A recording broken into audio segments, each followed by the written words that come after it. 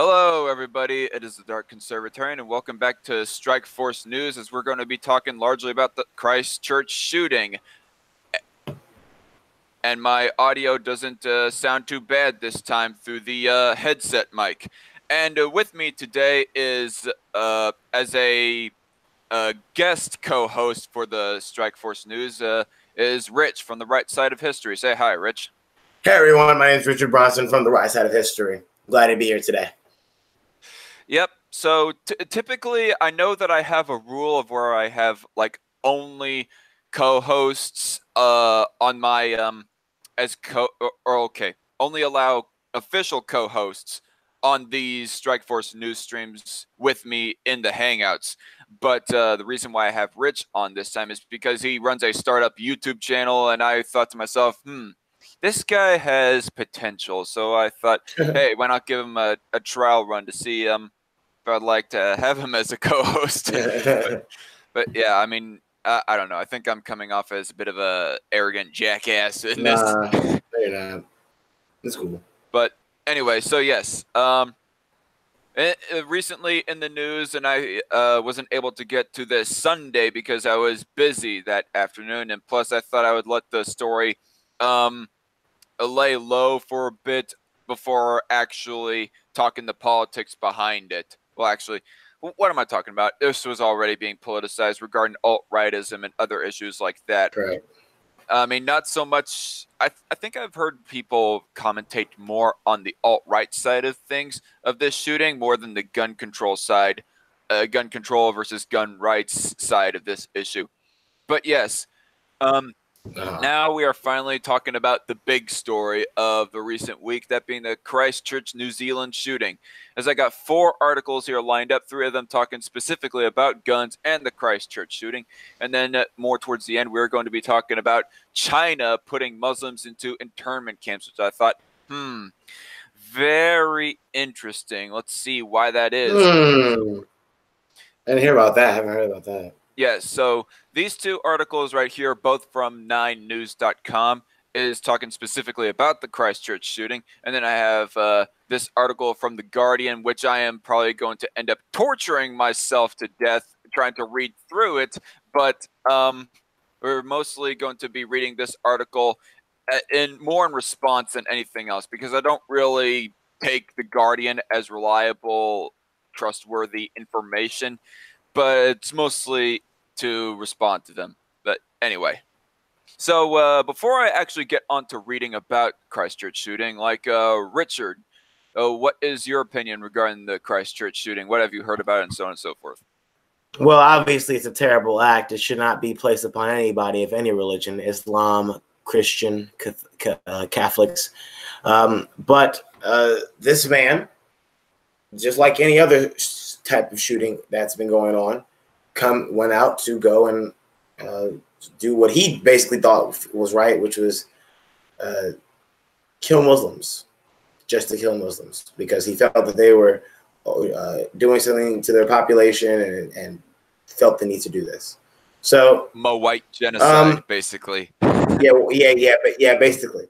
And we already know how this has been politicized. It's nothing new. The only difference between this one now is that there seems to be less of a talk of the gun banning type of thing that you usually hear with the type of media when some type of school shooting or mass shooting takes place. Reason why? Because New Zealand is already a heavily gun controlled area to begin with, so they have no reason to talk. When New Zealand is already a heavily gun controlled area to begin with, that would actually reflect poorly upon the news media talking about it. Actually, it would show that no matter what you do, which is what the proponents of less gun regulation, people who are on the conservative side and Republican tend to see, which is no matter what gun regulation you propose, people are still going to find a way to come in and shoot. So you have to make better intrinsic types of systems to promote less of that happening, not more of it happening.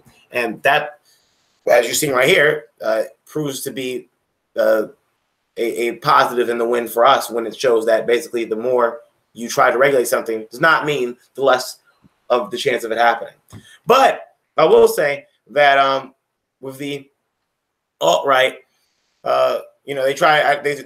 We over here they've tried to put Trump in this again and again. He has nothing to do with this. Literally none of this at all whatsoever. I don't know why they always keep trying. They always try to say that his rhetoric or what he says is the reason why. Yeah, it's I happening. I remember that people were trying to attach Trump to the synagogue shooting in what was it, Pennsylvania, Yeah, I think so. about a year ago. Or Pittsburgh or something. I think it was Pittsburgh or Pennsylvania, somewhere in there. Whatever it was, the city started with a P. Yeah. And hello, Red Feather. How are you doing? As she shows up in the chat, she also says, "I heard he was an Australian who is illegally in New Zealand." Which, if that were true, that'd be very interesting. And you would also have a tie-in of illegal immigration having to do with this particular event as well. I didn't know that. So race issues, seeing as to how this guy is like alt-right, gun issue and illegal immigration issue, or somewhat anyways. But so, yeah, sorry, what? Oh yeah, so overall, I mean, the rhetoric they've been talking about is it's nothing different. Every single time they talk about his rhetoric has nothing to do with it. When the person calls for call to action or call to actions of violence, we seek them out and we say basically, if you ask someone to go out and shoot someone, that is totally different than someone taking your words, mixing them up, and saying, okay, well, you told me to go out and shoot someone. For example, when they, I think the congressional baseball, they're in the congressional baseball thing where these congressmen went to a baseball game and someone came there and shot at the congressional baseball, at the congressman who was at the baseball game, and came out to find out the reason why he shot them was because of something Bernie Sanders had said earlier, which is basically about people dying in the streets for not getting health care insurance. And then after that happened, no one ever talked about how no one ever said, well, Bernie Sanders was telling people to go out and kill people in the streets for not having health care insurance. And they took his words, mashed it, and then kept moving. And people shouldn't attach Bernie Sanders to that particular shooting as well. Just a disclaimer to everybody watching. Yeah, exactly. Same. But thing that happened previously for anybody. Rewinding this back more to the legislation in New Zealand, like I don't know. I've been hearing like both. I've been hearing both ways about it. Like, oh, they have gun rights, or oh, they have gun bans. Whatever it was, like I don't know. It seems kind of mixed. I actually forgot to look up a source talking about the actual gun legislation in New Zealand. So that's my bad, but maybe we'll like read that in another stream sometime, like Sunday. Red Feather also says, Mr. Dep't did a video talking about his manifesto. He claims to disavow conservatives, but says Candace Owens inspired him. What are you saying? Are you saying that Candace Owens inspired Daps and Dapperton is disavowing conservatives? I do not know why he would be disavowing conservatives, because it's not like conservatives, like plain conservatives, are the same as alt-righters. In fact, I think alt-righters would want to disavow themselves from cucks, normie cuck-servatives, The way the media portrays the gunmen is disingenuous. He says, no, the shooter, not Dapperton. Okay, my bad. Candace Owens inspired the shooter, which that's kind of odd. Why would an alt-righter be following a black female? But his manifesto included things that he didn't like, by the way. I mean, his manifesto included the same thing which is what the media is trying to do right now, which is basically saying he wants to divide against racial and ethnic lines. In his manifesto, if you read it from the shooter, he talked about basically specific things, and one of the specific things he talked about was the reason why he's doing what he's doing is to divide America, or divide people around racial bounds. And he's actually succeeding when we basically debate against who is what's right and what's wrong, and things like that, and here the blame, and you did this and stuff like that. We're literally falling for what he wanted. Yep. Sorry, I was looking at something on Twitter there. Anyway, yes. Enough. I'm not going to let Twitter or anything like that distract me anymore. Let's get on to the actual news. We've been monologuing for a little while now. So, if I could... never mind, Red Feather. I think I know what video you are probably talking about of Dappertons, but let's get on with it.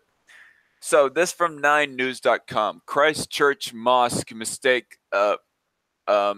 Excuse me. Christchurch mosque mistake that may have saved many lives. So when I read this, it looks like that the shooter might have made a mistake. That the mistake that they're referring to is most likely a mistake that the shooter made that inadvertently saved lives. A survivor of the Christchurch mosque massacre has revealed the death toll could have been much higher than 50, but for a simple error. Mohammed Akil Udin said the alleged gunman, 28-year-old Australian Breton Tarrant, struggled to find the main entrance to the Linwood Mosque as about 100 worshippers began their prayers on March 15th. Okay, so incompetence much, but Yeah. good thing that this guy was incompetent, though. Granted, I'm pretty sure he never scoped out the area before he even did it. I think he just went out and did it. Yeah. Shooters are idiots for the most part. Mr. Udin said Tarrant, confused by the building's layout, began shooting through a window, giving people inside time to run for cover. Well, okay. I'm just laughing at the shooter's expense. I was about to say got him, but I don't think that's appropriate. Something is happening outside. People get on the floor, Mr. Udin said he told those around him, according to New Zealand news website stuff.com. Stuff. That's a rather simplistic name, but whatever. Yeah. I called the people to get inside the ladies section. It's a safe place. You can lock it from inside. Then I saw Tarrant. He was 6 to 8 feet in front of me.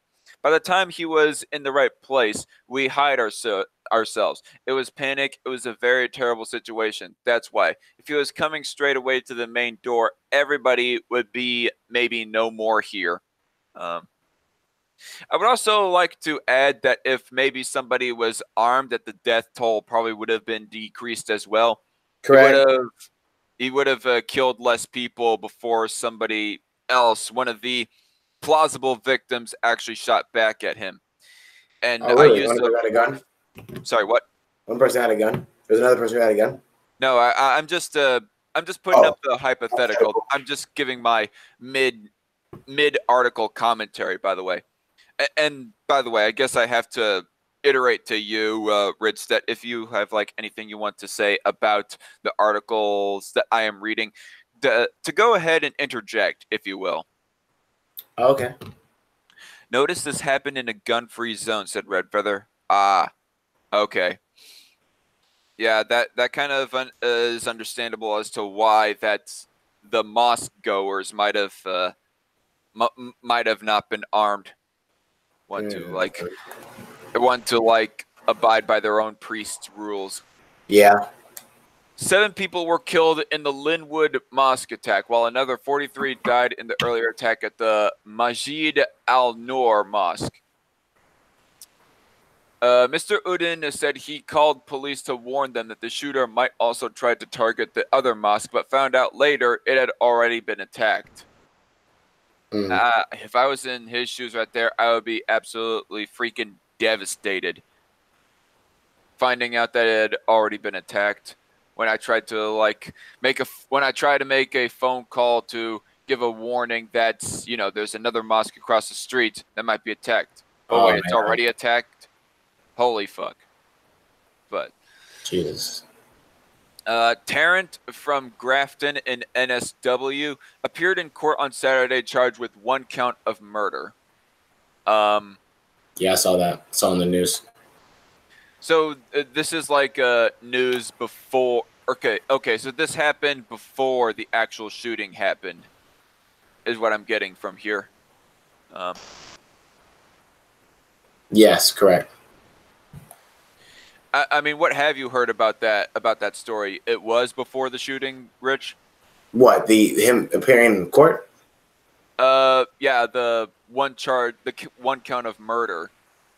No, I think that's just with him him being there within the court when it happened. Okay. I think that he would be facing a whole lot more than just one count of murder. I mean, for causing that mass scale of death, I think that one count of murder is like putting it very mildly. Yeah, that's a lot of. Yes, What's the difference between manslaughter and I think it's manslaughter and homicide? Homicide is just death in general, correct? Homicide, I think, is intentional death, whereas manslaughter is unintentional death caused by another party. Like, say, for example, you were drunk driving and you run somebody over and you ultimately kill them. You may have not intended to kill them, but you killed them nonetheless. So therefore, that's manslaughter. But if, say, you were like in your car and you were all like, oh, 5 points and run somebody over, then with intent, well, then that would be homicide. That would be freaking flat out murder. Yes. Okay. So Slavey McSlaverson and Metal Minister are both in the chat. How are you guys doing? Slavey McSlaverson says, I read a whole bunch of his manifesto. He dismissed conservatives, but the Candace Owens reference was trolling for sure. All right. I had a feeling. So did she say something? Did she say something that like did she call for him to do that? Obviously not. I would expect not. I doubt it, but I do not know. This is the first time that I'm hearing it. What people are saying here in the live chat about Candace Owens regarding this shooting is the first time that I had heard this. I mean, I don't pay much attention to Candace Owens I do. That's why I said it. You do? Yeah. For TP, what is it? Why isn't I can't even say it now. I forgot. TP USA. All right. It's this, Charlie Kirk is the founder. So she's like a part of Charlie Kirk. They're partners, basically. Yeah. Yeah, in all honesty, like, I don't know how big of a fan that you are of her, but in my personal opinion, she's kind of irrelevant, and I don't find her beliefs to be legit on her part. Yeah. The only beliefs that I like to hear about her is when she's talking about the African American community being brainwashed by the Democratic Party. Yeah, I mean, don't get me wrong. The talking points that she espoused might be agreeable to me, but I just question how much she might actually believe in them. So it's a Slavey. Yeah, it would definitely be believable that he was only referencing Candace Owens for the sake of trolling, considering that the guy was alt-right. Metal Minister also says in the chat, manslaughter is death that happened as a result of some other act. Homicide is an intentional act. Yes. Okay. Exactly. There are different degrees of homicide, says Red Feather. And Metal Minister says, by the way, no, she didn't, referring to the question of did Candace Owens encourage the shooter to, go and shoot? Expected, yes. Red Feather says, I believe he was paid opposition. Well, okay. I personally am not going to speculate on that, but all right. Slavey McSlaverson also says he said something like Candace Owens made him realize peaceful ways wouldn't work. Oh boy. Why is it just merely because she is a black person in a white country and is therefore evidence of white genocide or something? I don't know. You know how to do it. Metal Minister says in the chat he was using her name and PewDiePie's. What the fuck? Yeah, no, yeah, I remember that one. Yeah, not heard about that one. That's nothing. Yeah, that's why everybody felt that after that it was just you using her name to troll. Because come on now, PewDiePie, really? Yeah. I mean, the only reason, I mean, maybe he was looking to like drag Wall Street Journal into this or something. He was using her name and PewDiePie's as a way to grab attention and sow division. He admitted he wanted to start a civil war in America. Well, good luck with that, because there aren't that many alt-righters here in America, honestly. I heard he got shot dead. Is that true, or is he in custody? From what I last heard, all right, what Rich said, he says that he's in custody. But yeah, from what I heard, he wasn't shot dead. unfortunately. Yeah, I wondered if he meant for her views now or her views before she claimed conservatism. Metal Minister says the guy claimed to be an eco-fascist and said he hated Trump. All right. Claimed to be a white supremacist, yet then cites Candace Owens. The douche said he was trying to start a civil war. And for me to actually hear you calling somebody a douche, Minister, that's... I'm sorry, I got a little bit of a kick out of that. Slavey also says, but he also said some of her ways are even too extreme for him. Whoa, really? Too extreme in what way? Because if anything, he's got the extreme views on race in comparison to most people in the world.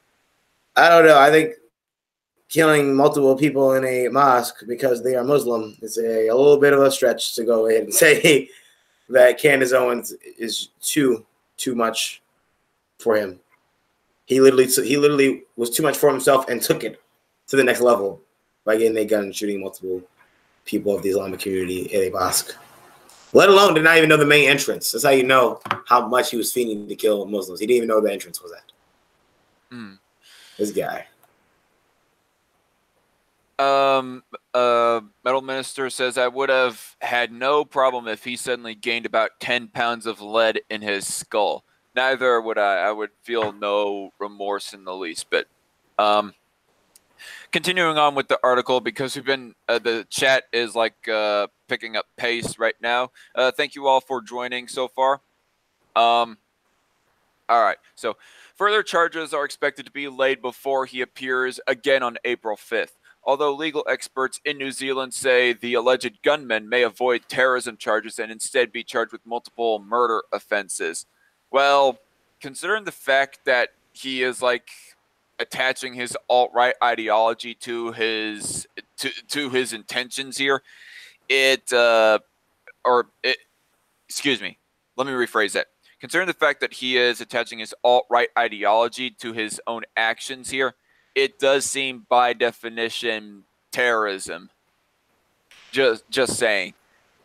Not only would this curb Tarrant's ability to grandstand during his trial, yeah, he will likely be sentenced to a longer minimum non-parole period if he's found guilty. What do you mean if he's found guilty? I mean, is there any evidence to say that he's innocent? What the fuck? I mean, for all I care, due process is out the window on this motherfucker. Just give him the death penalty right now for all I fucking care. Actually, no, I encourage him to get the death penalty right fucking now. I would agree so. Anybody who kills multiple people like that, just off of the basis of them being their whole entire religion, yeah.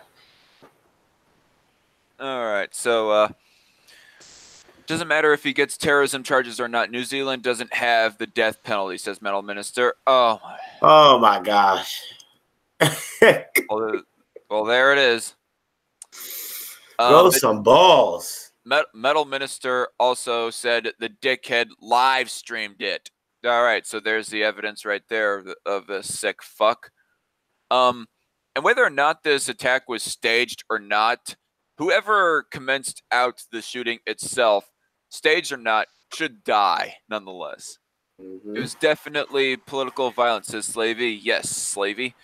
How can he be so confident about what is going to happen to him? But he is an Australian citizen, says Red Feather. Right, I guess there is a bit of a point to make there. Good point there, Red Feather. I mean, I guess the proper legal processes would be for New Zealand to like return the shooter to Australia, and then for Australia to keep him in jail for life or even give him the death penalty if they have the death penalty in Australia, which I guess I kind of doubt on that front. And by the way, Slavey McSlaverson, just one question out of curiosity. And again, this is to Slavey.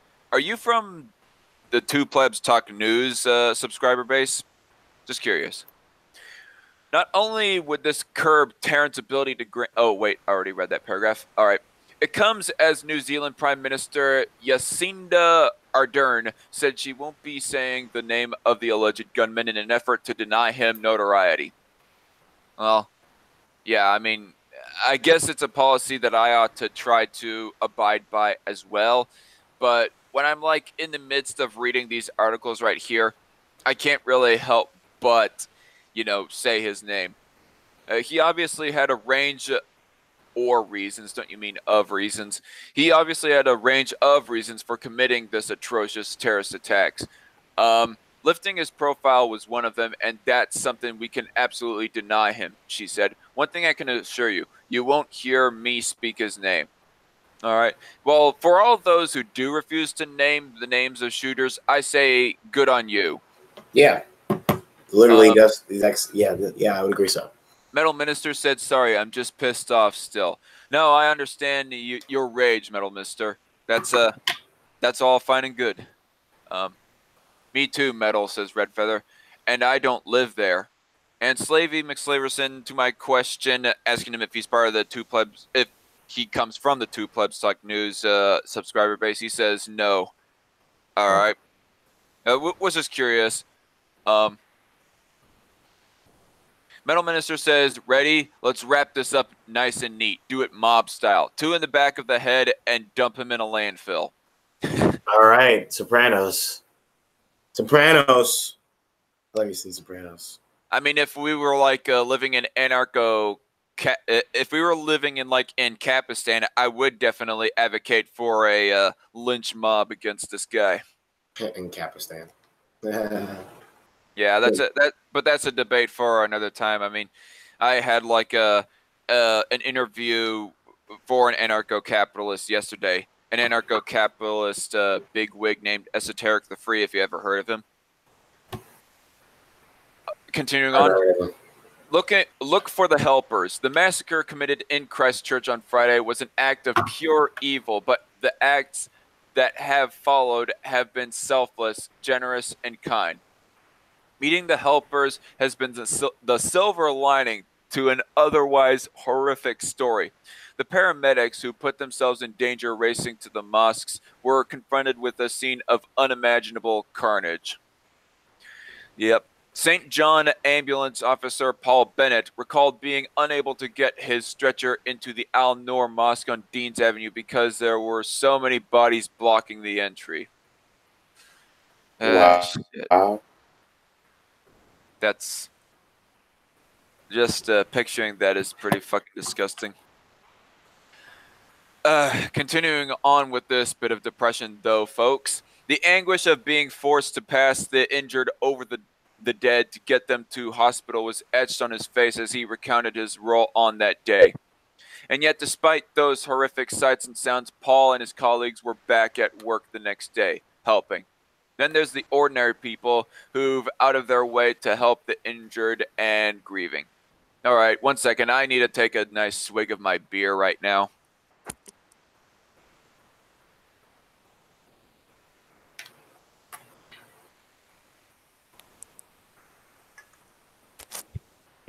Yes, I am drinking during a news stream, everybody. And I think it's well called for reading about this piece of crap right here going on.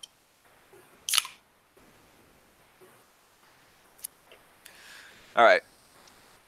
So, continuing on, one of them is Guinea Fagan, a florist who worked to organize floral wreaths for each of the 50 coffins. Her idea came out of a sense of helplessness, and her call for help was answered by dozens of people.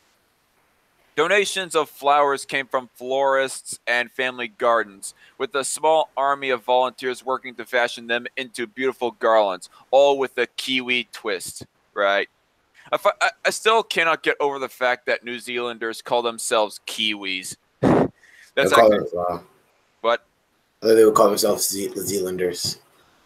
Zoolanders. Ooh, no. Is that a movie reference you tried to make there? Yeah. Fail. No, I'm kidding. So I'm going to read a little bit more of the chat before I continue on. And claim suicide, Red Feather says, in continuing of what Metal Minister said. Metal Minister also says, I need to get back to work before I get any more pissed and book a plane ticket to New Zealand. Wow. You do that, Metal Minister. What is he going to do? I don't know. He's probably he's probably going to march up to the jail and give a nice lead loaded present to the shooter. Is Oh, probably so what pencil. he'd do. Okay. Yeah. Some pencils, actually. Sure. 2 pencils, 1 for each eye. Exactly, Okay. Rich. 1 pencil in each eye, and directly into the gray matter. So Red Feather. Okay, Slavey says he'd have been shot in the first mosque, and ANCAP mosques are not easy targets, says Slavey. Yeah, I heard that there are actually, quite oddly, ANCAP Muslims, or Muslim ANCAPs, however you want to look at them. Been talking about that with some ANCAPs within the Twitter group chats I am in. ANCAP mosques are a thing, says Red Feather. Apparently they are. Slavey says traumatizing shite. I'm out too. Later. Taxation is theft. All right, Slavey. See you later. Moving on. Laid out alongside each other, the realization that each wreath represented a person and a life lost prompted plenty of tears. Then there's the group of Australian men who have put their own lives on hold to help the grieving families bury their loved ones. Bodies need to be washed, covered in shrouds, and prayed on. And with so many of Christchurch's Muslim community dead or injured, their cultural knowledge and manpower is invaluable.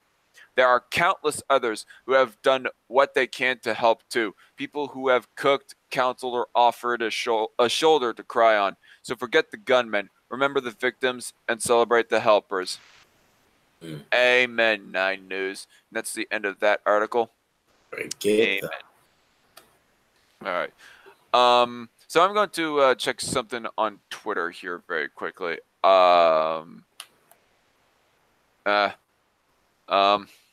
One second here.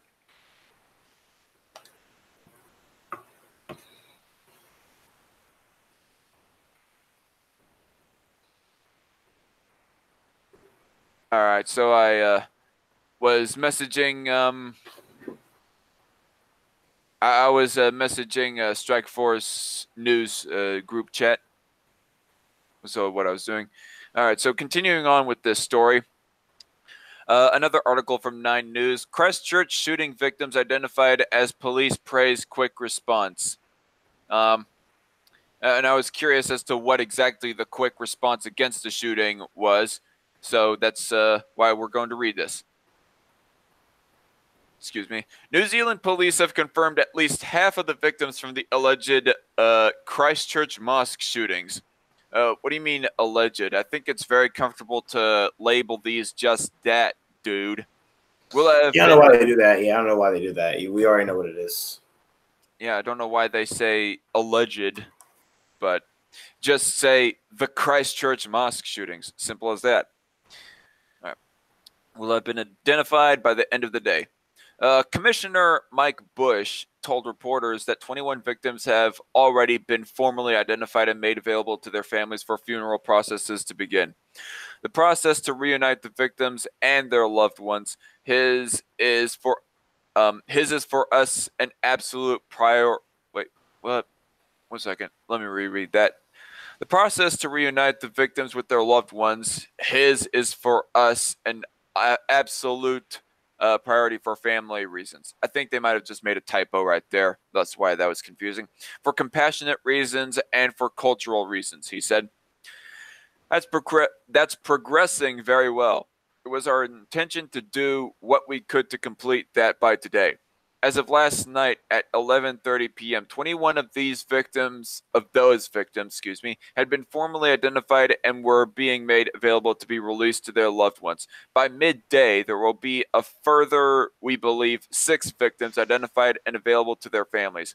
By the end of Wednesday, we should have completed the majority of those identifications, but I have to say that some of those victims will take a little longer. Yeah, depending on how damaged up the bodies are, of course, and whatnot. Yeah. To date, 50 people have died as a result of the terror attack that occurred in Christchurch last week. In light of questions about the speed of first police responders to the call of the alleged attack last week, get rid of alleged out of your article, for fuck's sake. I'm getting triggered right now. But anyway, Commissioner Bush praised officers for their quick response. I can tell you within 5 minutes and 39 seconds, our first responders were on the scene ready to respond, he told reporters. All right, so in between 5 to 6 minutes, that's like 9 to 10 minutes faster than what the average response time is here in America for a 911 call. Last I researched, it was like 15 minutes for police to respond to a 911 call, which is all the more reason why people should take up arms for their own self-defense and, well, obviously for resisting a tyrannical government, but that is technically also a self-defense issue as well. But anyway,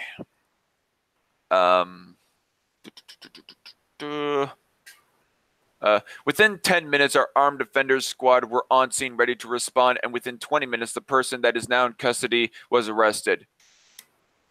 Should have just shot him. Should have just shot him. Real pity that they didn't. Oh, it would have been illegal for them. But no, it shouldn't. I don't know. I mean, it shouldn't be illegal. I mean, would it really be considered a homicide for one of these squad members to just open fire at him? I mean, it's not like there isn't any possibility at all that this shooter was doing this in fucking self-defense. So there was no justification for him to take this kind of violent act.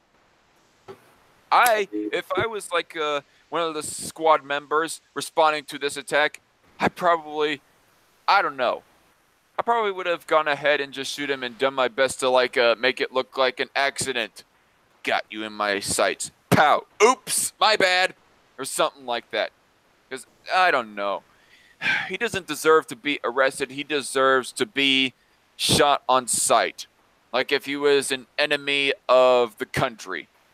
1 second, I have to get another drink of my beer.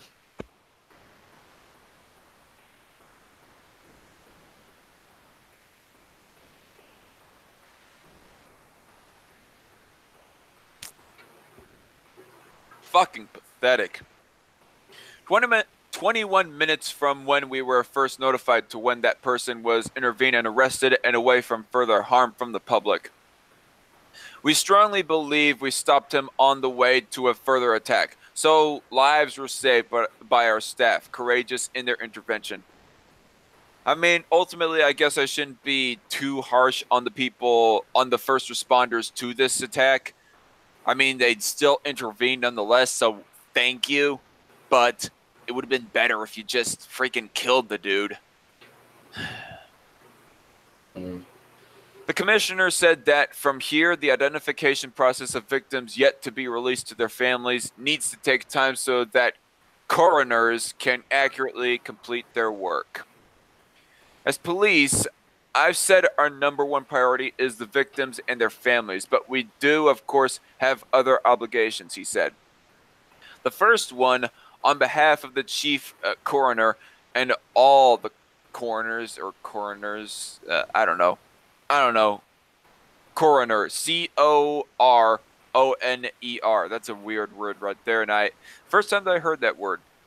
You mind looking up what the definition of that is, Rich? Of what a coroner is? Coroner? Coroner. I mean, unless that's an actual person, and I don't know. They made it sound like if it was like if it was a legal position. C-O-R-O-N-E-R. All right. Is to ensure absolute accuracy in that identification process. It must be to the standard required for a coroner. Sorry, what? C-O-R. Spell one more time. C-O-R-O-N-E-R.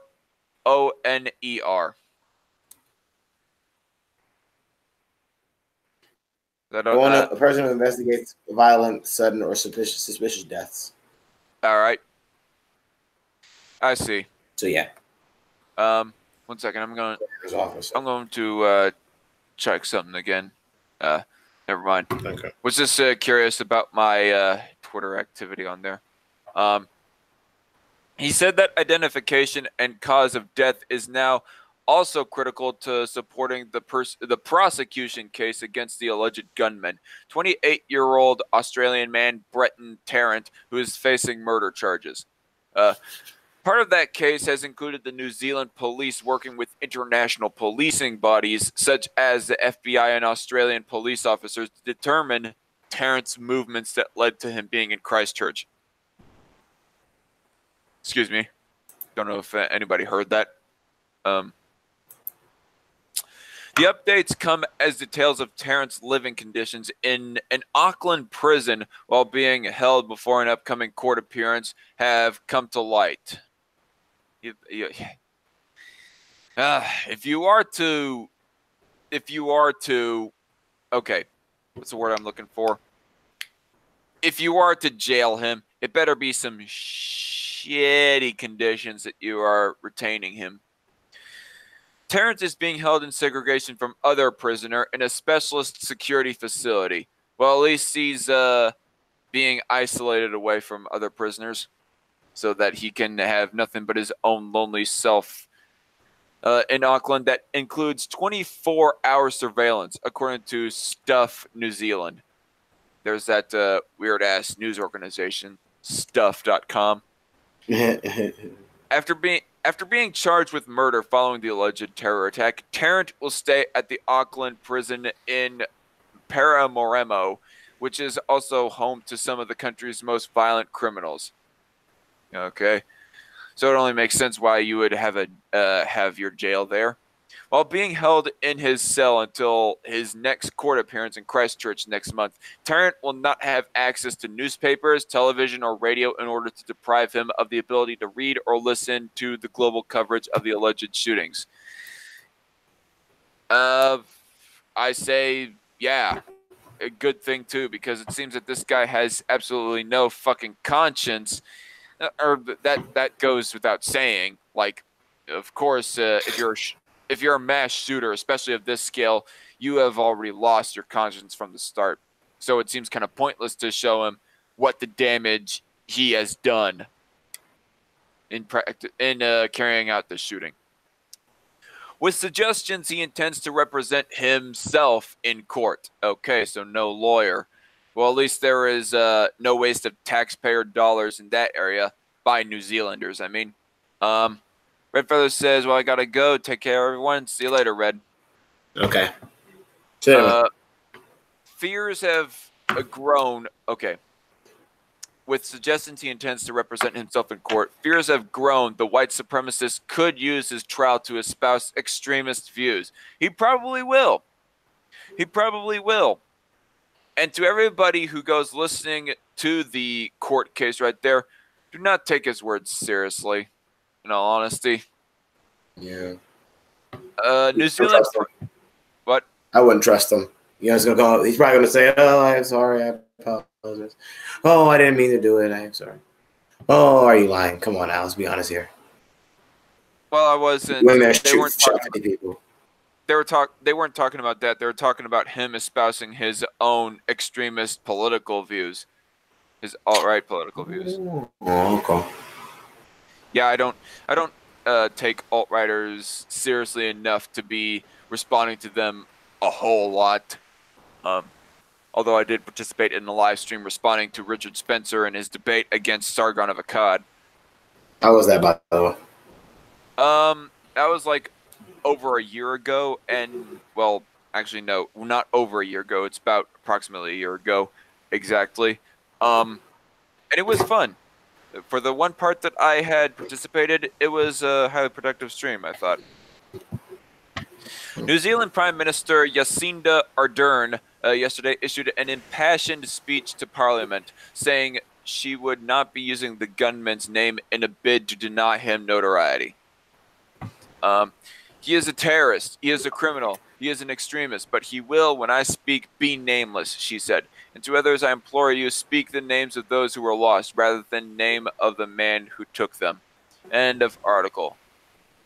Yes, and I'll proudly speak those names once they come across my reading eyes. All right. So, moving on from the details of the actual shooting itself, and we are going to be talking about some more of the aftermath of the shooting, as apparently some gun owners are beginning to hand in their weapons. This, according to The Guardian. Oh my gosh.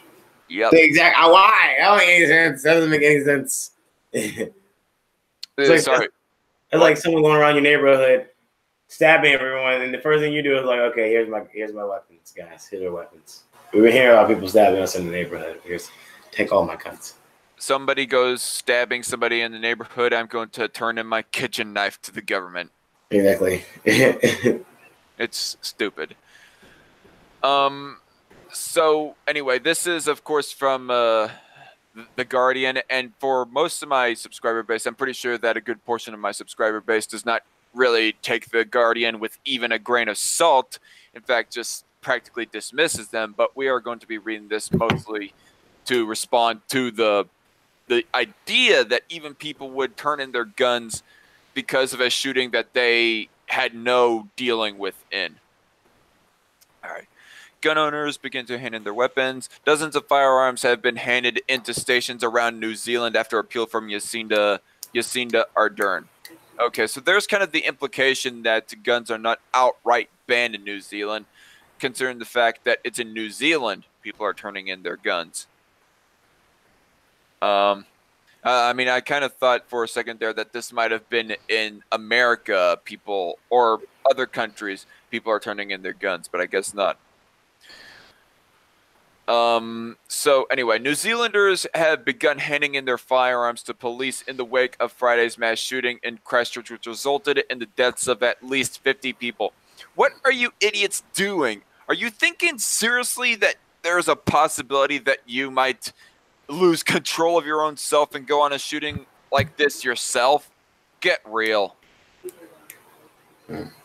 Freaking sheep. All right, so New Zealand police said that as of Tuesday night, at least 37 firearms had been handed into police officers around the country. So 37, even for a country that small, is not a whole lot, I would say. The Prime Minister is especially if we were to take into account that some of these firearms, like some of the firearm owners that turned in their firearms might have owned more than one of the firearms in this stat.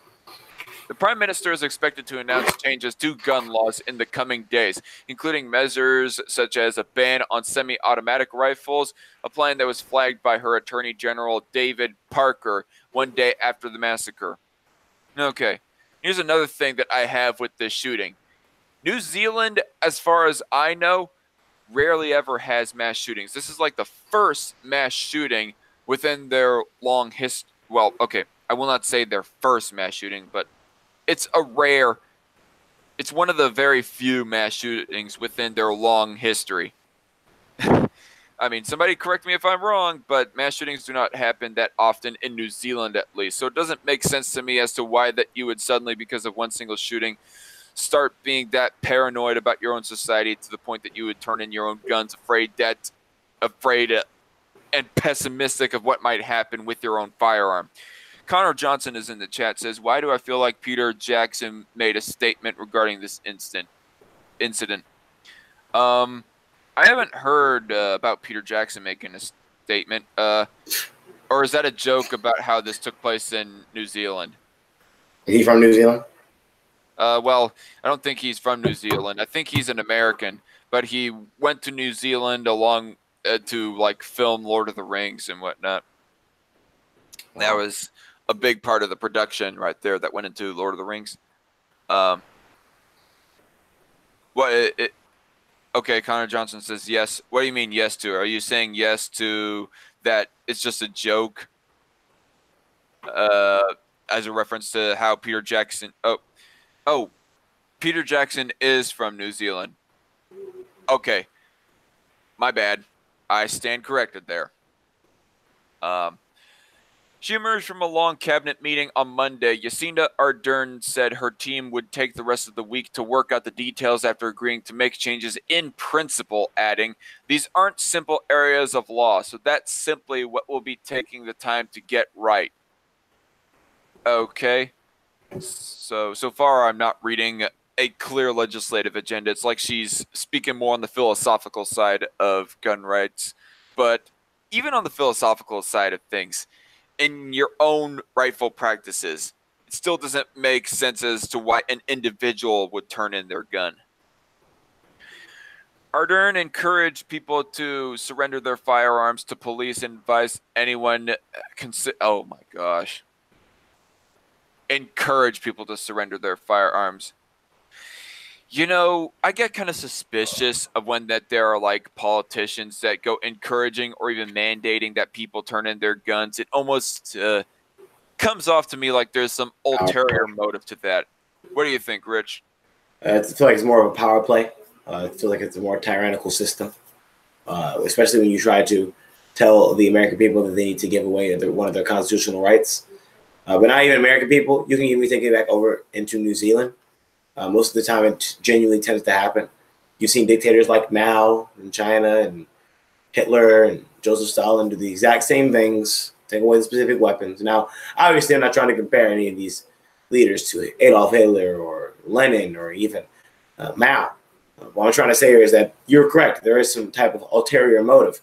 You take away the weapons that actually, in general, make people much more safer and make them be able to defend themselves against other people who may harm them and their family. There might be an ulterior motive is what I'm saying. I'm not trying to say that there definitely is, but yeah. And yeah, nobody is comparing Ardern to be exactly like the dictators, as Rich said. Their firearms to police and advise anyone considering buying a gun to wait a few days to get some certainty on the laws before investing. I mean, yeah, if the government is not going to compensate you for your for you turning in your or for the confiscation. Sorry about that. I goofed up with my mic there. What was the point I was trying to make? Never mind. I'm just gonna continue reading on. As the Prime Minister announced, anybody wanting to surrender their firearms to police is welcome to do so. And obviously, I think that if a person wants to sell their own guns or any item to the government, that is their own personal right. But subjectively speaking, and especially on guns right here, it doesn't make sense to me as to why you would, said New Zealand police, who urged people to call first and alert police they would be coming in with a weapon due to heightened security fears. To call first and alert police they would be coming. Okay. For some reason I thought they were like, anyway.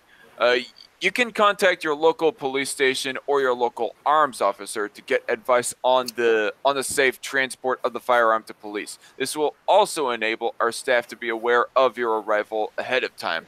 One of those who surrendered a firearm was John Hart, who has a 20-hectare sheep and beef farm north of Masterton. Hart, who ran as a Greens Party candidate in the 2017 election, handed in his semi-automatic rifle to police on Monday in the wake of the shootings. Hart said that while the gun was useful for some tests, it was actually too dangerous to have around as a weapon. Oh, please. It was actually too dangerous. No, it was actually too dangerous for you to possibly use it as a weapon. If you felt that way, you can't have a weapon in your house and say, and I don't know if this man has kids or not. I don't know if he has a family or not, but I do know that you cannot just say, I have a knife in my drawer. I have to give the knife away because this is this is a very dangerous weapon. It only becomes dangerous depending on what the person's purpose of using it is for. It doesn't become any different. It doesn't become any different. Nothing changes once it's just neutral. When it's just sitting there, people who act on the specific thing. If he's a person, if he is a person who does not want to do to do good, Who then he would do bad. who doesn't want to do anything immoral? Exactly. If he's a person who doesn't want to do anything good, then he's going to do then he's going to do something. And he looks at the weapon, he's going to do something bad with it. Then it becomes a weapon with with a motive to become bad. If he is a good person who wants to remain good, then he will do nothing with the weapon to make it seem as if he was a person who has a motive that is bad with the weapon. That's it. Nothing more, nothing less. And I will add as well, the fact that the weapon is dangerous, that makes it all the more useful in self-defense, I say. I mean, AR-15s and other semi-automatic weapons have been used in self-defense. I do not care how many times that gun grabbers and gun control advocates want to say that it is inconvenient to use a semi-auto rifle in self-defense. They can ultimately be used in self-defense. 9 times out of 10, you'll see that people will be afraid to even tackle something like that, especially if you're property, or you're robbing their house, things like that. You don't even have to shoot anyone. Really, a shot can go off. I remember watching on CBS News over here when basically someone tried to rob someone's house, and the person, I think it was the daughter or the son, I think it was a son or maybe a daughter, had the AR-15 in the house, and he just shot it off, and they ran outside immediately. Showing again one more time that it doesn't have to be an AR-15, it can be any gun. But specifically this time it was an AR-15. It shows that having a gun in your household actually saves more lives, because I'm pretty sure the cops would have taken a lot more longer time to come there than having your own personal defense weapon there to begin with. All right. So pull back up. All right. So continuing on here, for me, it became that trade-off. Is my convenience worth the risk to other people's lives by having these guns in the country?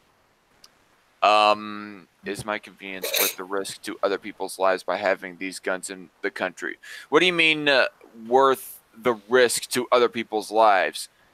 I mean, the risk is only depends on what you do. Yeah, the risk is only determined by what you do or what you intend, dude. It's not. Okay, yeah, I mean, if you're unsafely storing your weapon and your kid, gets to it and some harm is done by the kid's foolishness with the gun, well then, yeah, there is a slight risk there.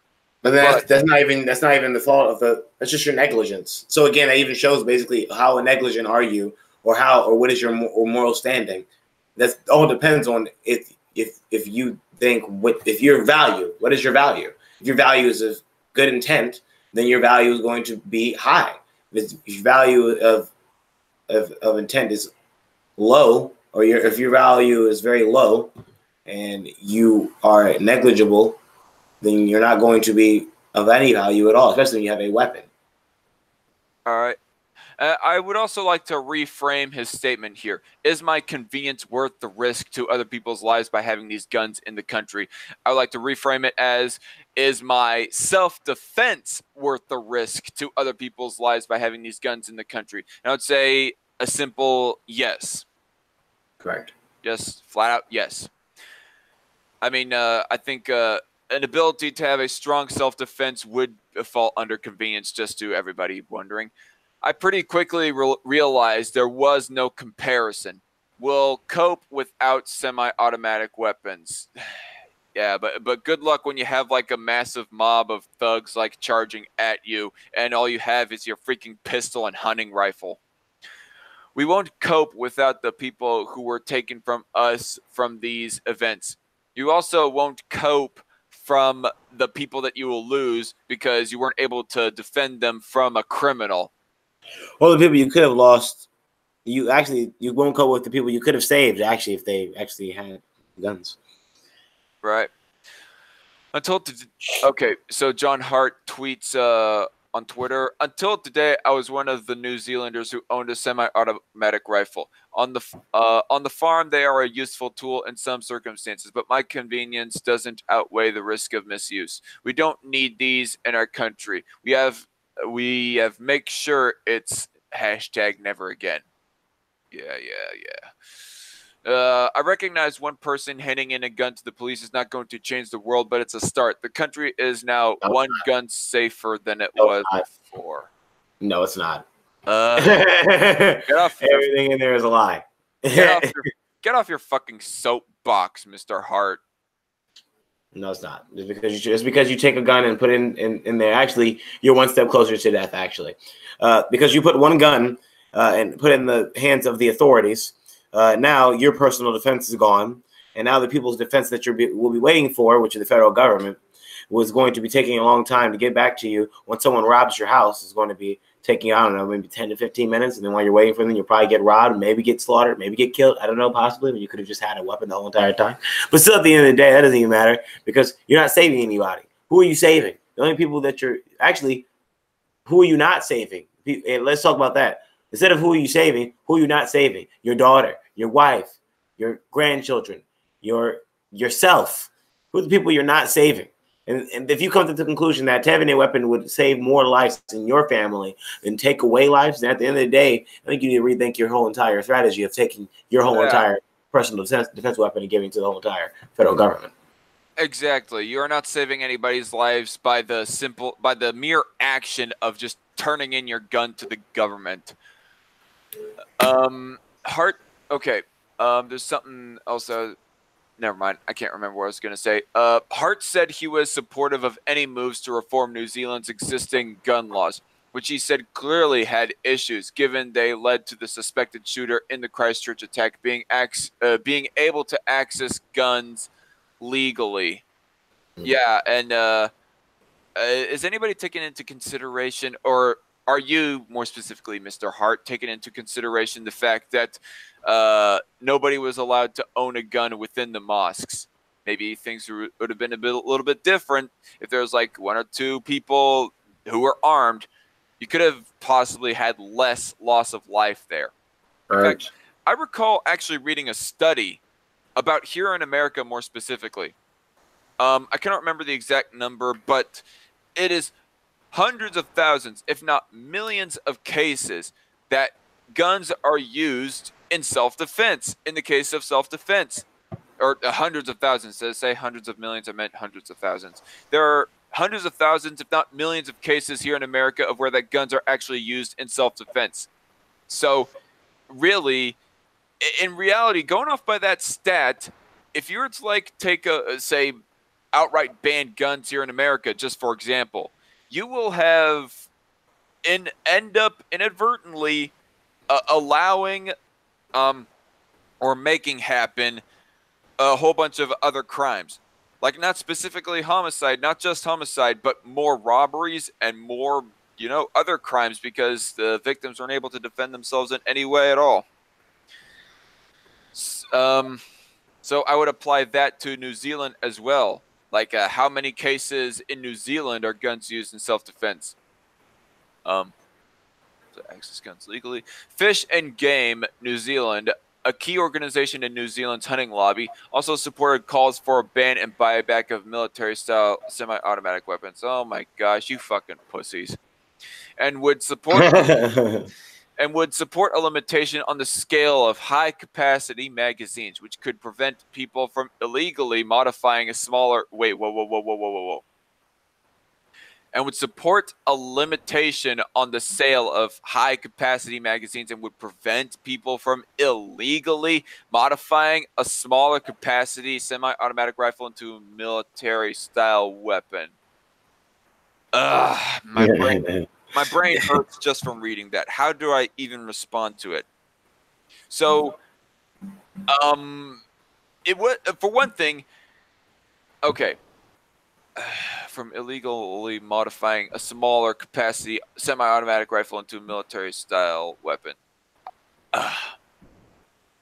So, what are you saying? Like, before the passing of this particular law, people were able to put high-capacity magazines in rifles that were not necessarily designed for those types of magazines or something? I mean, for one thing, it seems like a nonsensical law. Like, if you're able to, like, literally, in all physicality, without actually modifying, well, I don't know. What do they mean by modify, I guess would be the next question. Is, are they, like, smithing or recreating or enhancing the weapon, or are they just, like, shoving a different magazine in there that is physically able to fit in that said weapon? I don't know. Maybe I'm overthinking it. Fish and Game New Zealand chief executive Martin Taylor told Radio New Zealand that people did not need to own these weapons. Oh my gosh. In some self-defense cases, I would say yes, they did. They're designed for one thing only, and that's to kill people. Yeah, including home invaders. Or Robbers. yeah, I mean, especially if you would have been more local specific. Yeah, they are meant to kill people. With one, depending on who's behind the whole entire trigger, and two, the bad people. I would also The bad people. Speaking of designed to kill people, I would also include those people getting killed would also possibly be the shooter himself. Designed for one thing only, and that's to kill people, like robbers, home invaders, and even plausible shooters. It's not just meant to kill innocent people. These weapons are meant to just kill people in general, including immoral people like the shooter himself. Firearms officers said they had been receiving an increased number of inquiries from people who wanted more information about how any new gun laws, which Ardern said it would be announced within 10 days, would affect them. We're getting a lot of inquiries over the phone from people who want to know what this will mean for them, said a firearms officer from Northland area. End of article. And man, was that frustrating, honestly. Okay, so there was like an earlier statement that you had made about New Zealand and what gun control they had. Well, they might have some forms of gun control, but apparently it doesn't seem that they like have big time gun bannings in the same way that the UK does, and so on and so forth. Yeah, I know that. Yeah. All right. Connor Johnson says in the chat, okay, I looked it up. Peter Jackson stated Kiwis stand united during a recent interview regarding the shooting, I think is what he's referring to. Okay. So, 1 second. If you, by the way, also, I don't know if I should say this or not, because I'm a high school student. I'm a senior. I'm 18 years old. It's 11:07 p.m. where we're at. So it's 11:07 p.m. I had to wake up at 4. All right. So, I mean, if you have to leave, there's no obligation for you to like stay on the program the entire time. I mean, one rule that I will put out, Rich, is that there's no obligation for how long you have to stay or when you have to join or whatever. Okay, that's good because that would defeat the whole purpose of saying you're a conservatarian, or defeat the whole entire purpose. Yes, I'm going to take the authoritarian route and say no. You must stay on here, or else I'll dox you. No, I'm joking. Okay, but I mean, if you have to go, just say something. Then I'll because I don't know. There's something about people just leaving abruptly without saying a word that I kind of, I don't know, take a sort of issue with. All right. Well, I have to go. So there you go. I have to go. There you go. I set you right there. There you go. All right. See you later, Rich. All right. Bye, everyone. Don't forget to check out my new book, The Right Now Joke. It's not my new book. Check out my channel. That's Ben Shapiro's book. He copied. You know, Ben Shapiro copied off of my name. That was my name right there, man. That was mine. He copied off of my book, talking about the right side of history, talking all fast, the right side of history. All right. No, it was mine. My channel first. Then he talked about the right side of history. He copied. I'm sorry, Ben. Ben, if you're listening, you copied. All right. Yom Kippur is coming up. All right. That would be interesting if Ben Shapiro actually listened in on Strike Force. All right. All right, viewers. Thank you for watching. You guys have a great night. And thank you for having me on your show. Dark Con. You can call me Dark Con or Zach. I was going to say the dark. But I prefer Dark Con over the dark. Thank you. Well, and thank you, Dark Con, for having me on tonight. Really appreciate it, man. Always happy to be around. Yep. See you later, dude. All right. Peace to the Middle East. Two-state solution. All right, bye. All right. And so there he's off. And to everybody watching, go ahead and check out Rich's channel, The Right Side of History. I have it linked down below in the description box. So yeah. All right. So moving on to like different stories, we're now going to be reading a CNS News article talking about the title goes State Department 800,000 to 2 million Muslims forced into internment camps in communist China. Why is that? And what for is what I wonder. We will find out here soon. The U.S. State Department, echoing reports by human rights groups and some news media, reported that between 800,000 and 2 million Muslims have been forced into internment camps in communist China where they are re-educated to erase religious and ethnic identities. So, in other words, they're not allowed to be Muslims.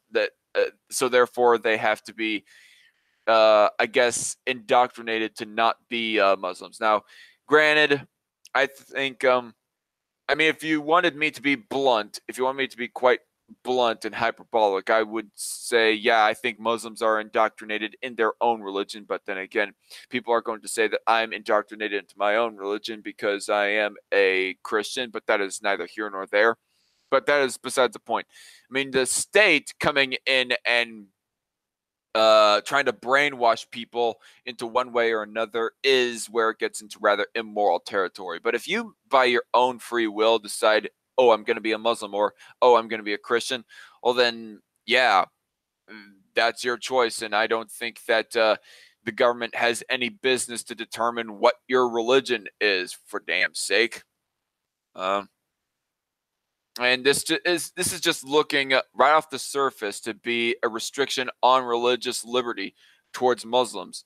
And I am of course a libertarian. I'm for religious liberty to all religions. Like you personally be able to practice and believe what you will.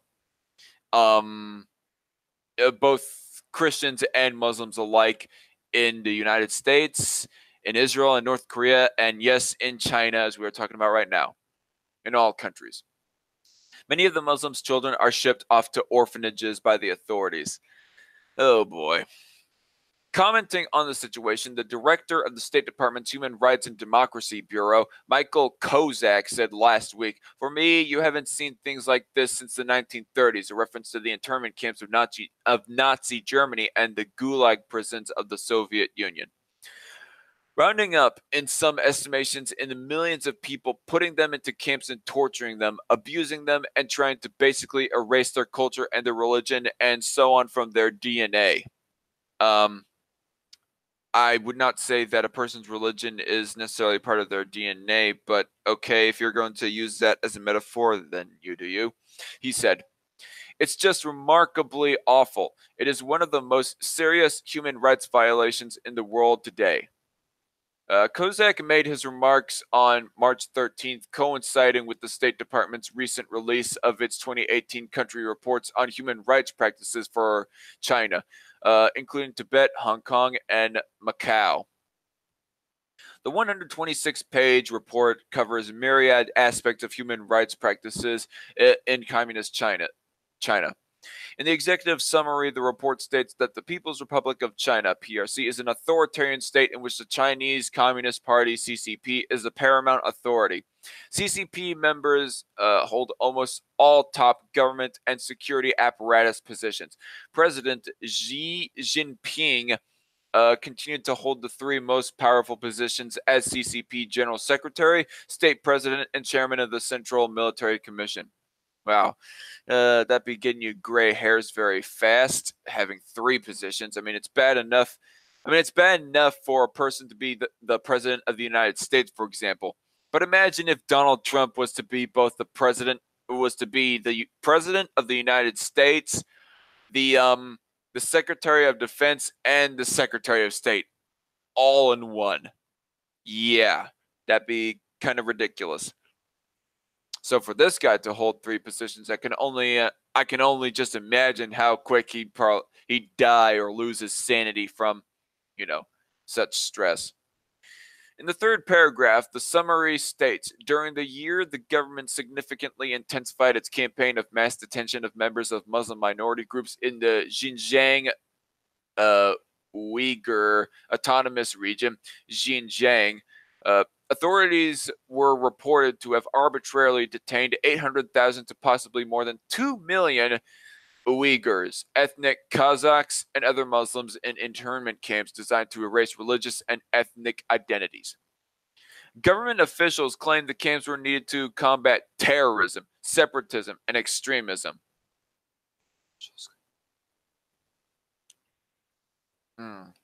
Reads a summary. International media, human rights organizations, and former detainees reported security officials in the camps abused, tortured, and killed some detainees. Okay, so I read that first paragraph there, talking about the reasoning as to why China is doing this, and it just ultimately does not make real sense to me. I mean, yeah, I'm about as critical as the Islamic faith as much as the next person is, as much as the next, I guess you could say, anti-SJW is. But on the case of Muslims and whether or not they'll go to extreme extents to want to like enforce Sharia law on a country, I say innocent until proven guilty, until they actually try to like put into legislation, or actually not even try to put into legislation so much, but until they actually start taking the action, until they actually start taking violent or tyrannical authoritarian action, I say innocent until proven guilty. They just believe in Islam. They are not practicing Islam in a violent way. And as far as I'm concerned, right here, I'm seeing no evidence of these particular Muslims that China is detaining to be violent extremists. I mean, in all reality, now that I think about it, when's the last time that China has had a Muslim-based terrorist attack in their country? So anyway, I am going to have a hard time reading that name, but I'm going to try my best. Abdul Rashid, all right. Abdul Rashid Saleh Hajim, an Uyghur businessman, died in May or June 2018 while being held in an internment camp, states the report, according to those interviewed by Radio Free Asia. Radio Free Asia. Yeah, and the authoritarian police state that is China. Remove that middle word from your name there. Free. Radio Free Asia. That's oxymoronic if I had ever seen one around. He died from strikes to the head with a blunt object. Further information about the fate of the Muslims included the following. The government conducted mass arbitrary detention of Uyghurs, ethnic Kazakhs, and other Muslims in Xinjiang. China human rights defenders reported these detentions amounted to enforced disappearance, as families were not given information about the length or location of the detention. Members of the minority Uyghur ethnic group reported systemic torture and other degrading treatment by law enforcement officers and officials working within the penal system and the internment camps. Survivors stated authorities subjected individuals in custody to electrocution, waterboarding, beatings, stress positions, injection of unknown substances, and cold cells. Practitioners of the band Falun Gong spiritual movement and members of the Church of Almighty God also reported systemic torture in custody. Wow. All this stuff going on. All because of a difference of opinion in what is the supernatural and who is God. Jeez. Complete blatant violation of human rights and liberties if I had ever saw it. All right. So moving on, displaced children. The detention of an estimated 800,000 to 2 million or more Uyghurs, ethnic Kazakhs, and other Muslims in Xinjiang left many children without caregivers. While many of these children had other family willing to care for them, the government began placing the children of detainees in orphanages, boarding schools, or child welfare guidance centers. But they're guiding them to like to a different religion outside of their own parents. where they were forced to shout patriotic slogans, learn Mandarin Chinese, and answer questions about their parents' religious beliefs and practices. The total number of such children was unknown, especially as many of these facilities were also used for orphans and regular students. Government policy aims to provide such children with state-sponsored care until they reach age 18. Media reports showed new construction for orphanages in Xinjiang greatly escalated in 2017 and 2018 to house thousands of children of parents being held in internment camps. In Hotan, some boarding schools were topped with barbed wire. In addition to forcing between 800,000 to 2 million Muslims into modern-day concentration camps for re-education, quote-unquote,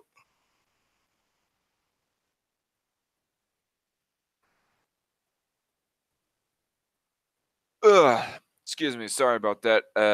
Had a big yawn there. For re-education, communist Chinese authorities, according to the report, either participate in or allow countless human rights abuses. These include, okay, well, you're already abusing human rights by just detaining these people and separating families over a different religion. So, yeah.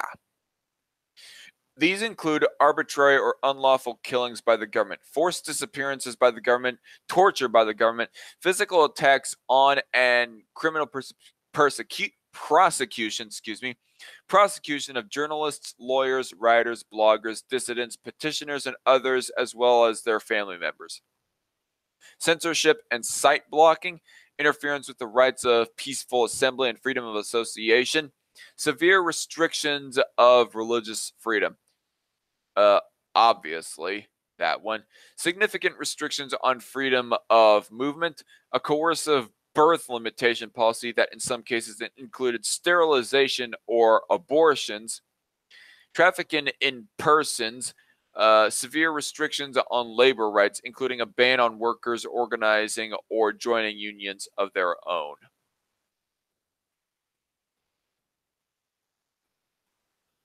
Sorry about that. I'm getting increasingly tired right now.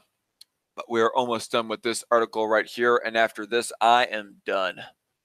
The report also noted that the Chinese government still has not provided a comprehensive, credible accounting of all those killed, missing, or detained in connection with the violent suppression of the 1989 Tiananmen demonstrations. Many activists who were involved in the 1989 demonstrations and their family members continue to suffer official harassment. According to the Black Book of Communism, Harvard University Press, an estimated 65 million Chinese people were killed for political reasons under the dictatorial rule of Mao Zedong, who ruled from October 1949 to September 1976. Last week, commenting on the State Department's report, Secretary of State Mike Pompeo and China was in a league of its own when it comes to human rights violations, as reported by Reuters. End of article. So, yeah. What I have to say about this? Well, honestly, this kind of makes me disappointed because for my fellow coworker, um, I have a fellow coworker that actually says supposedly that China just keeps religion separate from the state is all they do, which is fine and dandy. But no, apparently, and obviously, just going by off this article, they go further than just keeping religion separate from the state. They explicitly restrict what people or what religion people can abide by. And if you do not follow the guidelines for what religion that you can abide by according to the government, then you are going to get put, I guess, in an internment camp and be waterboarded, electrocuted, or any other such inhumane bullcrap just because of, disagreements in religion.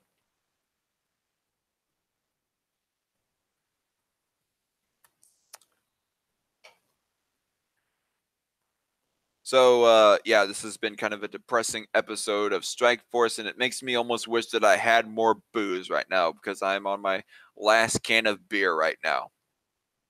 But for all of you who have watched so far on this episode of Strike Force, that's all I have for you. And I'll have an episode of Strike Force News coming on Sunday afternoon. So possibly, and I'll probably have Rich on again that afternoon to give him a further trial run. But anyway, that's all I have to say about the news. I am the Dark Conservatarian. This has been Strike Force. See y'all later. God bless and good night.